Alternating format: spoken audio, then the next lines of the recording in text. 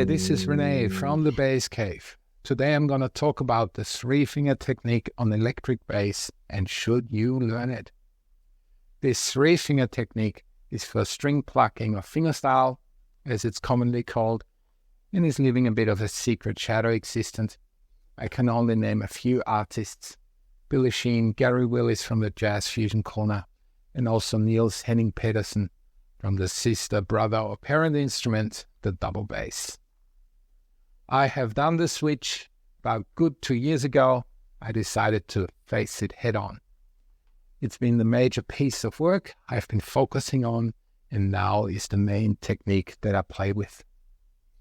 I want to share my experience with it, tell you the pros and cons I found, and maybe help you with the decision if you want to go for it. Let's dive right into it. The principle is simple.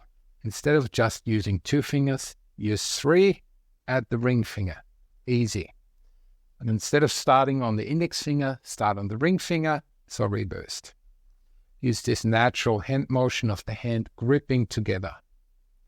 I imagine it's a way good for climbing and gripping, going way back to our private ancestors. Just watch what your hand does when signaling boredom or impatience. The hand starts with the pinky, ring finger, rolls off to the middle and index finger last. When playing on the bass, you will probably have to change the angle of your hand a bit. Your wrists would straighten out more and your elbow goes up.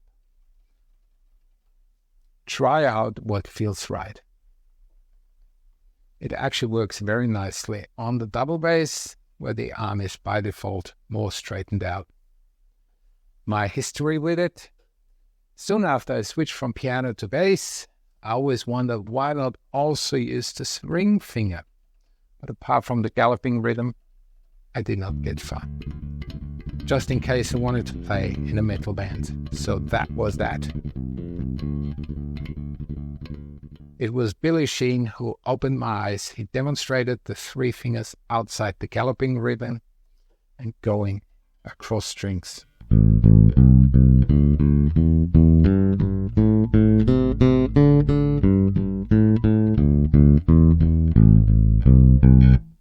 When playing in groups of 4, a different finger is the first for each group.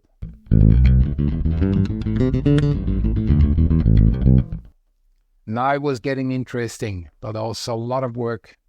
It was like learning to walk again, but this time with 3 legs. Let's move straight to the pro and con section. Speed. Especially for me, this opened a whole new range of fast things I could play. Jaco Pastorius lines that were out of reach for me in the original tempo. Now I can aim for tunes like Havana or punk jazz. Do you like Iron Maiden? Now you can keep up with the records. There are a few gifts where the 3-finger position offers new realms of speed and expressiveness. I heard this line on Netflix. Hand position. When plucking the bass, often for pop and jazz, the bass sits higher and you end up with a bit of a chicken wing position. The muscles have to work in an angle over bends and turns. It might help with consistency, but I find the tone thin. With the 3-finger technique, the wrist gets straightened. Fingers can apply full strength potential. This can also prevent joint or tendon inflammation or wear and tear. Muscle force gets applied more directly, which leads to tone. My first bass teacher told me a secret: you play with your flesh and skin, put some meat to your tone. I think he's right. The more you apply your fingers to your strings, the thicker the tone gets. Especially applies to double bass. Just plucking the strings with nails and fingertips doesn't give you much of a tone. I've also noticed it is much easier to stop notes.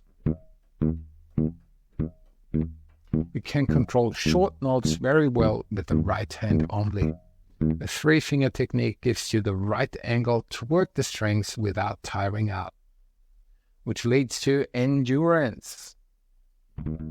I can play more notes for longer. math equation. You're spreading the same work over 3 fingers. Instead of 50%, you're doing 33%, which is a strain decrease per finger of a third roughly. With hard-earned precision, you can slam out those 16th notes. Flexibility. I use the 3-finger technique for all play positions near the bridge, near the fretboard,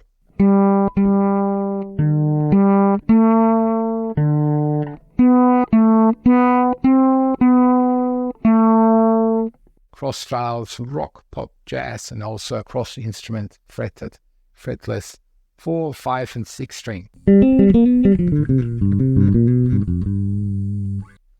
On a +4 stringed instrument, I use the floating thumb technique to mute resonating lower strings. It takes some getting used to because there's nothing to anchor to. After a while, it works great with that also. Even if you look at the rather exotic 8 string with more pull, you get more out of those string pairs, which only a pick will be able to. What are the challenges? Quite a learning curve and getting used to. It is a bit like learning to walk again, this time with 3 legs. The rhythmic structure is very often based on 2. Having to think with a new set of 3 fingers over it can be challenging. You might also realize after hard practice on this, you find yourself reverting back to your old technique over 2 fingers during band practice, jams, gigs, or stress. This is something you have to push through until the 3 fingers have settled in the right part of your brain. Quite a bit of time and effort. Crossing strings. It is a bit hard to do it with speed and without having to think about it. And certain combinations are simply not practicable and need workarounds, like leaving fingers out or doing so-called rakes, where the finger slides over 2 or more strings in a downward motion. In some situations or bass lines, it might actually be a good idea to revert back to 2 fingers and leave the occasional finger out. For example, I find the combination ring, index, a very helpful one with pentatonic licks. Lower string resonating. I find the 3-finger technique more susceptible to unwanted empty strings resonating.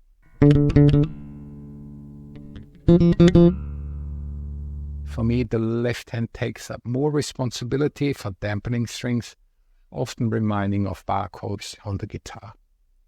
When playing 6 strings, I use the floating thumb technique, which takes care of this problem. But on the 4th string, you want to rest that thumb on the E string or the pickup and work the strings hard. Bit more getting used to. The pinky gets a life of its own. Every hand is different, but I'm not able to hold it still. It just wants to move with the ring finger. I have not found any drawbacks in terms of playability. It just looks a bit unusual. So what do you think? Is the 3-finger technique for you? I can say the effort has totally paid off for me. I can play faster, more precise, and generally have more joy playing with new levels of accuracy and expression. Let me know in the comments or through watching, liking, or subscribing what you think about the 3-finger bass technique and if you want to see more. I am planning a series of lessons with key skills and bass lines to master this technique. Stay tuned on the Bass Cave.